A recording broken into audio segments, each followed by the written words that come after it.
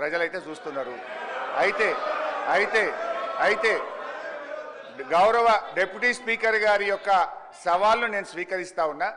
Already BRS party తరఫున మేము privilege motion ఇచ్చాం. Privilege motion on honourable deputy CM we have given sir. That privilege motion is pending.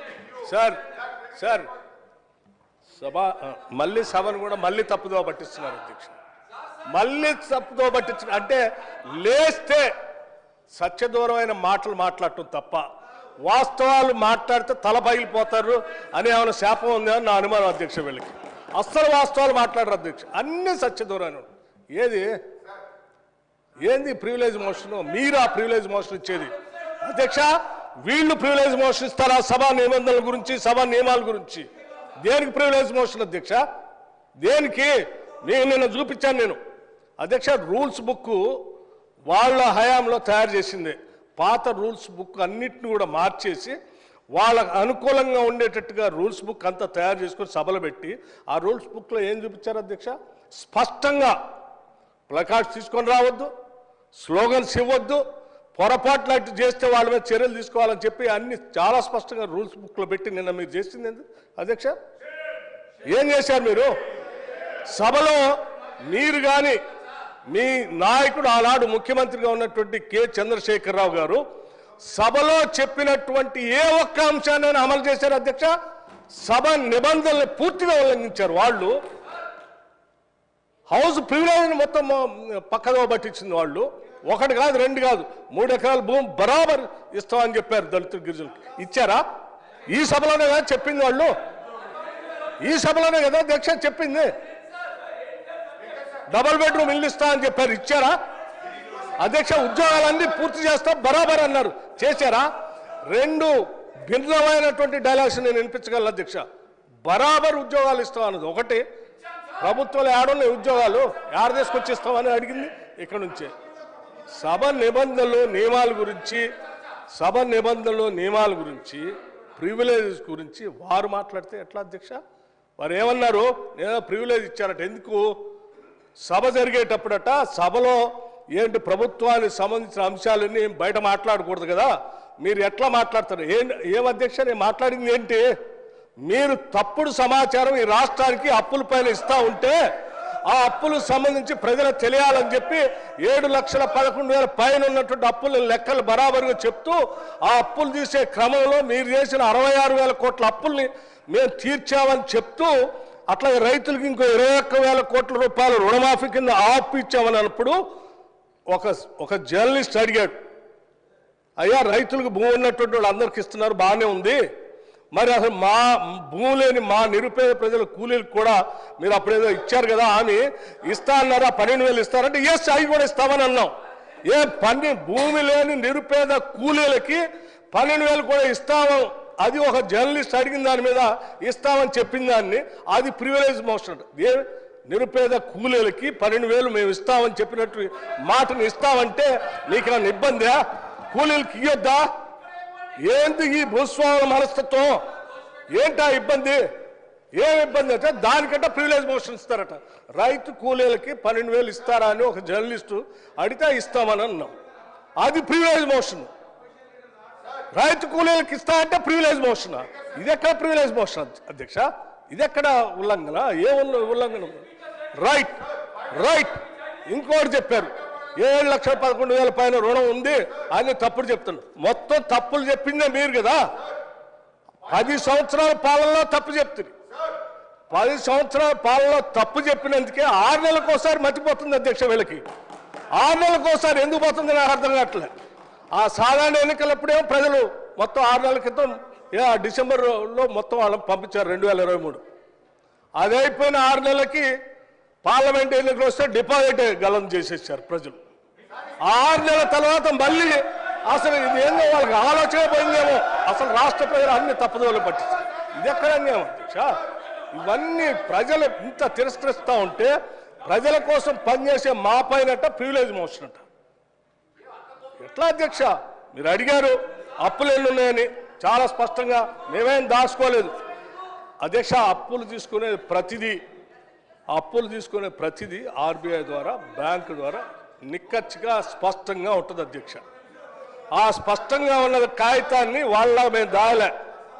వాళ్ళు ప్రతి సందర్భంలో 7 లక్షల పైన అప్పు ఉందనేది ఏది మీరు కార్పొరేషన్ ఇచ్చిన గ్యారంటీస్ వాటిని ఎప్పుడు కలిపి చెప్పలే.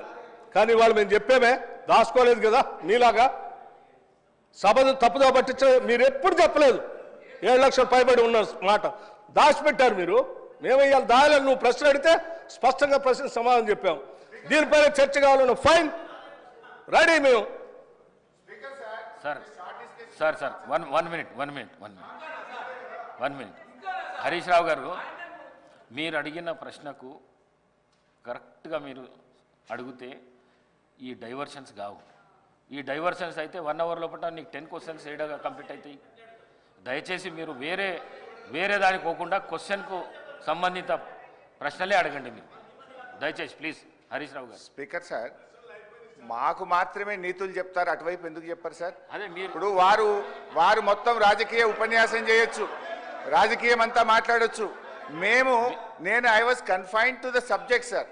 నేను డీవియేట్ కాలేదు. దయచేసి మీరు మా హక్కులను కాపాడాలి సార్. వికారాబాద్ ప్రజలు కూడా చూస్తున్నారు సార్. మా హక్కులు కాపాడాలి సార్. మీరు ఇక్కడ స్టార్ట్ అయితే అధ్యక్ష, స్పీకర్ సార్, మీరు ఒక విషయాన్ని క్లారిఫై చేయాలి. ఆ రకంగా శాసించడం కరెక్ట్ కాదు సార్. అధ్యక్ష, నాకు హరీష్ రావు గారి మీద చాలా హరీష్ రావు గారి మీద చాలా గౌరవం ఉంది అధ్యక్ష. వారు సీనియర్ సభ్యులు, గతంలో 10 ఏళ్ళు ఉన్నారు, అంతకుముందు కూడా ఉమ్మడి రాష్ట్రంలో ఉన్నారు, ఇప్పుడు కూడా ఉన్నారు అధ్యక్ష. వారు మాట్లాడితే పదే అసలు సభాపతి అన్నా సభా స్థానం అన్నా గౌరవం లేకుండా వాళ్ళు మాట్లాడుతుంటే ఎట్లా అధ్యక్ష? నిన్న అధ్యక్ష నేను చూశాను బీఎస్సీ సమావేశం జరిగేటప్పుడు అధ్యక్ష వీళ్ళు చేసింది ఏంది? బీఎస్సీ సమావేశం జరిగేటప్పుడు నిన్న కూడా నిరసన చెప్పిపోయారు అధ్యక్ష. నేను అందుకే చెప్తాను, బీఎస్సీ సమావేశం జరుగుతూ ఉంది. 10 ఏళ్ళు బీఎస్సీలో ఏం చేసావు అధ్యక్ష? మీకు సభకి రాష్ట్ర ప్రజలకు కూడా తెలియాలి ఏం చేసావు అధ్యక్ష. బిజినెస్ సభలో ఏం బిజినెస్ జరగాలనేది అధ్యక్ష సభలో ఏం బిజినెస్ జరగాలో ఎన్ని రోజులు జరగాలనేది పైన సభాపతి స్థానంలో ఉన్నటువంటి పోచారం శ్రీనివాసరెడ్డి గారు అక్కడ కూర్చునేవాళ్ళు, అవతల నుంచి మీరు వచ్చేవాళ్ళు, యువతల నుంచి సిఎల్పి నాయకుడిగా ప్రతిపక్ష నాయకుడిగా నేను కూడా ఆ బీఎస్సీ మీటింగ్లో ఉన్నాను. ప్రతి సందర్భంలో ప్రభుత్వ పరంగా ముందుగా ప్రతిపక్షాలు అడిగి మీరు ఏం చెప్పాలనుకుంటున్నారు, ఎన్ని రోజులు కావాలి మేము చెప్పేవాళ్ళం. చెప్పి ఈ అంశాలన్నీ తీసుకోవాలి, ఇన్ని రోజులు కావాలంటే సరే. అప్పుడు గౌరవ ముఖ్యమంత్రి గారు చంద్రశేఖరరావు గారు కానీ లేకపోతే వారి తరఫున హరీష్ రావు గారు కానీ వచ్చి వాళ్ళు ఏం చెప్పేవాళ్ళు అధ్యక్ష? రైట్, చాలా సంతోషం, మీరు ప్రతిపక్ష పార్టీగా మీరు ఏ అంశాలు తీసుకోవాలనుకుంటున్నారో ఆ అంశాలన్నింటినీ గౌరవ సభాపతి గారికి ఇవ్వండి, ఎన్ని రోజులు నడపాలనుకుంటున్నారో అన్ని రోజులు కూడా రాసివ్వండి, మేము కూడా ఆ అంశాలన్నీ రాసిస్తాం. మిగతా ప్రతిపక్షాలకు సంబంధించిన వాళ్ళు అందరూ వారికి ఇచ్చిన తర్వాత వారు పరిశీలన చేసి ఏ అంశాలు తీసుకోవాలి, ఎన్ని రోజులు నడపాలని నిర్ణయం చేస్తారో సభాపతి గారికి ఒప్పచెప్దామని లేచి వచ్చేవాళ్ళం. లేదు నేను ఎక్కడ చెప్పాలంటే లేదు అట్లా కరెక్ట్ కాదు, సభాపతి గారు రాసిచ్చాం, వారే నిర్ణయం చేస్తారు, మనం అంతా సభ వారు చెప్పినట్టు నడవాలని ఫైన్ అని చెప్పి 10 ఏళ్ళు అదే నడిపాం అధ్యక్ష. కానీ నిన్న మాత్రం ప్రసాద్ కుమార్ గారు సభాపతి స్థానంలో ఉంది, మేము కూడా అదే ప్రొసీజర్ని ఫాలో అవుదాం, మీరు రాసి ఇవ్వండి మేము రాసిస్తామని అంటే లేదు ఇప్పుడు ప్రసాద్ కుమార్ గారు సభాపతి గారు నిర్ణయం చేయడానికి లేదు, మీరు ఇప్పుడే చెప్పాలను. అధ్యక్ష, సభాపతి స్థానం అప్పుడు అదే ఇప్పుడు అదే. అప్పుడు పోచారం శ్రీనివాసరెడ్డి గారు ఉన్నారు, ఇప్పుడు ప్రసాద్ కుమార్ గారు ఉన్నారు. సభాపతి స్థానం ఏం మారలేదు అధ్యక్ష, మనుషులు మాత్రమే మారారు. పోచారం శ్రీనివాసరెడ్డి గారు ఉన్నప్పుడు ఏ నిబంధనలు అయితే పాటిస్తున్నామో ప్రసాద్ కుమార్ గారు ఉన్నప్పుడు కూడా అదే నిబంధనలు పాటించాలి కదా.